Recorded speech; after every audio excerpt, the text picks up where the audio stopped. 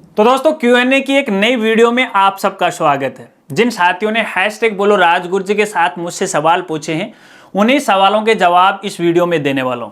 तो वीडियो के साथ वो आप बने रहिए। नमस्कार साथियों, मैं हूं आपका अपना साथी राजगुरुजी और आप देख रहे हैं राज स्कूल हेल्प यूट्यूब चैनल। तो चलिए दोस्तों, सीधे सवालों की तरफ बढ़ते हैं और देखते हैं कि आज किस किस साथी ने मुझसे क्या क्या पूछा है। और आज के हमारे पहले साथी हैं जिनका नाम है यूट्यूब गुरु, और ये पूछ रहे हैं, सर स्कॉलरशिप फॉर्म में मदर फादर के नाम में कोई गलती होता क्या, फॉर्म भर जाएगा? तो यूट्यूब गुरु मैं आपको कहना चाहूंगा, वैसे आपने थोड़ा सा अटपटा है वो जरूर लिख दिया है। देखिए, आपकी जो एजुकेशन क्वालिफिकेशन के अंदर जो भी आपका डाटा है, ठीक है, जैसे वो 10th की मार्कशीट है या फिर 12th की मार्कशीट है जिसमें आपका नाम, माता पिता के नाम की स्पेलिंग, डीओबी, जैसा का जैसा डाटा है वैसा का वैसा आपको स्कॉलरशिप के आवेदन फॉर्म में भरना चाहिए। आप आवेदन फॉर्म वो भर सकते हैं, क्योंकि मान लीजिए आप अपनी तरफ से यहाँ पे अपने बारे में इंफॉर्मेशन चेंज कर देते हो या पहले वाली गलत है और गलत को आप सही कर देते हो अपने हिसाब से, तो भैया आपका आवेदन फॉर्म है वो रिजेक्ट हो सकता है। क्योंकि आपने जो ऑनलाइन आवेदन फॉर्म भरा और उसमें जो डिटेल भरी है वो, और साथ में आपने जो डॉक्यूमेंट अपलोड किए, अगर उसमें आपका डाटा मिसमैच हो जाता है तो आपका आवेदन फॉर्म है वो वेरीफाई नहीं होता है, रिजेक्ट हो जाता है। तो ऐसे में जैसा भी आपकी गलती सलती है उस हिसाब से ही आपको आवेदन फॉर्म है वो भरना चाहिए। और बाद में मान लीजिए आप अपनी गलती में किसी प्रकार से संशोधन या अपडेट करवा लेते हो तो स्कॉलरशिप आवेदन फॉर्म में है उसमें भी अपडेट हो जाता, नो टेंशन। तो एक बार आप गलत सलत जैसी भी आपके पास जानकारी अवेलेबल है वैसे आप भर दीजिएगा, कोई दिक्कत नहीं है, ठीक है। चलिए अगले साथी का सवाल लेते हैं और पूछने वाले हैं रामकरण मीणा, और ये पूछ रहे हैं, सर आरटी के स्टूडेंट 2018-19 के बालकों का क्लेम बिल फर्स्ट बन रहा है लेकिन प्रिंट का ऑप्शन यानी ऑप्शन नहीं आ रहा है, शेड्यूल इज और आ रहा है, भौतिक सत्यापन की पुष्टि भी हो गई थी, प्लीज हेल्प मी। तो रामकरण मीणा मैं आपको यहां पे कहना चाहूंगा, देखिए कोई भी काम करते हैं तो उसकी एक लास्ट डेट होती है।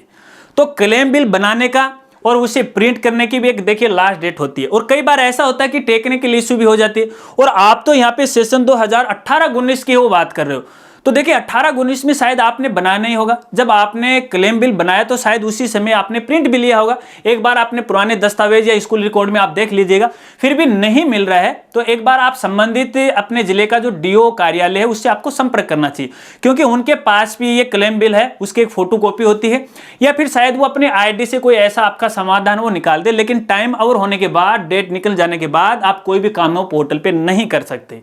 समझ गए होंगे आप, है ना। चलिए अगले साथी का सवाल लेते हैं और पूछने वाले माया कंवर, और ये पूछ रहे हैं, sir please make video on Indira Priyadarshini award 2022-23।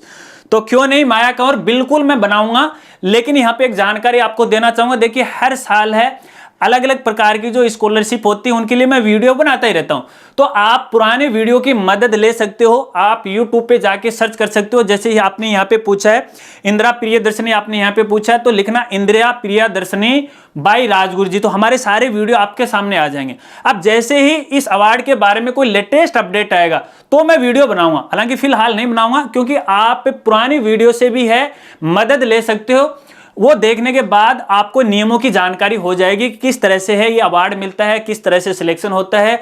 बस जो नियम होते हैं वो हर साल एक जैसे ही होते हैं, थोड़ा बहुत परिवर्तन होता है, तो वीडियो के माध्यम से मैं हर साल वो बताता रहता हूं। लेकिन फिर भी आपने रिक्वेस्ट की है तो जल्दी इसके ऊपर हम वीडियो बनाने वाले हैं। मैं सोच रहा था कि इसके बारे में कोई नया अपडेट आ जाए तो सारी जानकारी एक ही वीडियो में आपको हो प्रोवाइड करवा दूं। चलिए शायद आप समझ गए होंगे। चलिए अगले साथी का सवाल लेते हैं और पूछने वाले हैं मिस्टर लक्ष्मण तंवर जोधपुर, और ये पूछ रहे हैं, भौतिक सत्यापन 2020-21 हेतु प्रविष्टि क्यों नहीं हो रही है?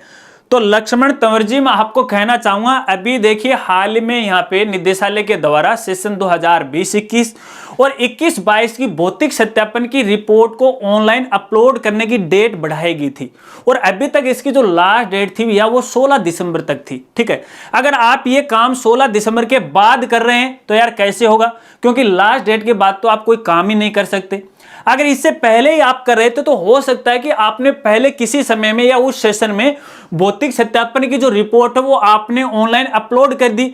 अपलोड नहीं किए तो हो सकता है कि शायद आपने डाटा लॉक कर दिया होगा। तो ये तो डिपेंड करता है आप पे कि आपने क्या किया है। लास्ट डेट निकलने के बाद इसका कोई भी समाधान है वो नहीं होता है। फिर भी आपने क्या क्या किया है, किस हिसाब से किया है, आप मुझे इंस्टाग्राम पे डिटेल के साथ पूरी जानकारी दीजिए।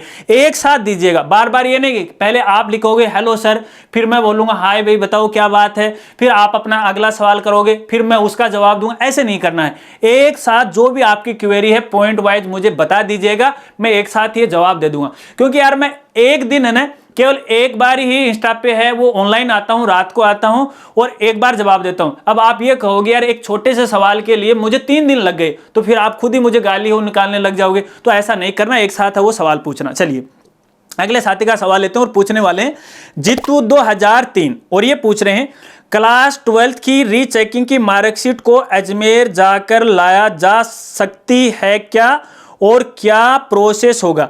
तो जीतू 2003 में आपको कहना चाहूंगा यदि आपको अर्जेंटली ही जरूरत पड़ गई है तो भैया देखिए आपको अजमेर जाने की जरूरत नहीं है।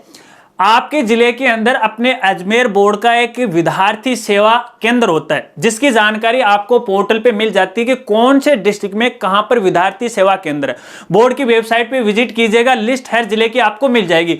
तो वहां से भी आप इसकी डुप्लीकेट कॉपी है वो लेकर आ सकते हो एक बार के लिए अगर अर्जेंट है तो। लेकिन यहाँ पे एक समस्या आती है क्योंकि जब बोर्ड के द्वारा ये जो समीक्षा का रिजल्ट अपडेट किया जाता है तो तुरंत अपने जिले वाली आईडी के ऊपर ये अपडेट नहीं होता है। वो पुरानी वाली मार्कशीट है वो प्रिंट करके देते हैं, ठीक है, हालांकि उनमें उसकी कोई गलती नहीं है। तो ये दिक्कत आ सकती है यहाँ पे, लेकिन फिर भी आप मालूम कर लीजिएगा। अगर आपके अजमेर बोर्ड नजदीक है तो आप जा सकते हो, वरना वहां पे जाने की आवश्यकता नहीं। और वैसे भी देखिए आपकी स्कूल में मार्कशीट है वो 1-2 महीने या 3 महीने में आ जाती है और कई बार तो 6 महीने भी लग जाते हैं। ठीक है, चलिए अगले साथी का सवाल लेते हैं और पूछने वाले हैं आशादीप स्कूल बिल्लू और ये पूछ रहे हैं सर जी नमस्कार। जी नमस्कार सर जी, सरकारी स्कूल में सभी कक्षाओं की अंक तालिका ऑनलाइन पोर्टल पर फीड होकर ऑनलाइन ही प्रिंट होती है, तो निजी स्कूलों के पोर्टल में ऐसी कोई सुविधा नहीं है कि या अन्य कोई ऑनलाइन मार्कशीट बनाने की क्या सुविधा है जी। तो देखिए आशादीप स्कूल बिल्लू में आपको कहना चाहूंगा ये केवल आपका ही सवाल नहीं है, ये काफी सारे हमारे स्कूल साथियों का सवाल है और हर बार मुझे पूछते हैं। और लास्ट वाली शायद संडे कमेंट बॉक्स की वीडियो में इस प्रकार का सवाल मुझसे पूछा गया था, लेकिन फिर भी आपने पूछा तो मैं आपको बता देता हूं। देखिए अपना जो पीएचपी पोर्टल है अपने स्कूल का, इस पर काफी खामियां हैं, बहुत कमियां चल रही हैं। जो सुविधा सरकारी स्कूल के शाला दर्पण पोर्टल पे है वो कोई भी सुविधा अपने इस पीएचपी पोर्टल पे नहीं। एक बेसिक सा पोर्टल है जहां पर केवल अपने स्टूडेंट की इंफॉर्मेशन है उनको हमें फीड करना पड़ता है, यहां तक कि उसकी पूरी डिटेल वो भी अपन पूरी तरीके से है वो चेक नहीं कर सकते, आपको पता है इस बारे में।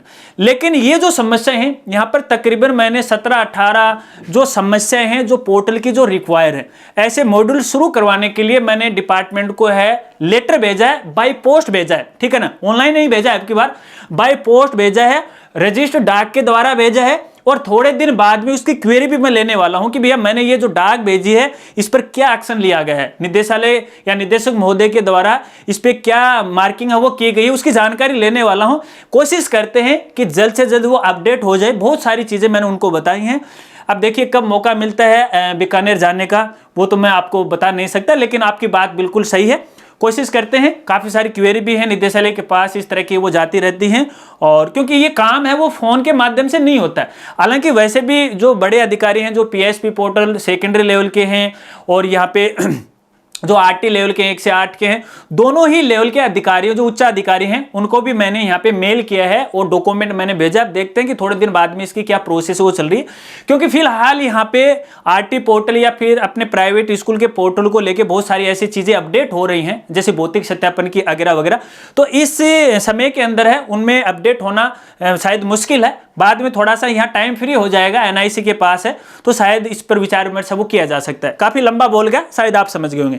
चलिए अगले साथी का सवाल लेते हैं और पूछने वाले हैं मोनिका राजपुरोहित और ये पूछ रहे हैं सर मैंने गार्गी का फॉर्म भरा तो उसमें बैंक डिटेल मेरी मम्मी आ रही है मम्मी की आ रही है, ठीक है कोई बात नहीं, अब मैं क्या करूं।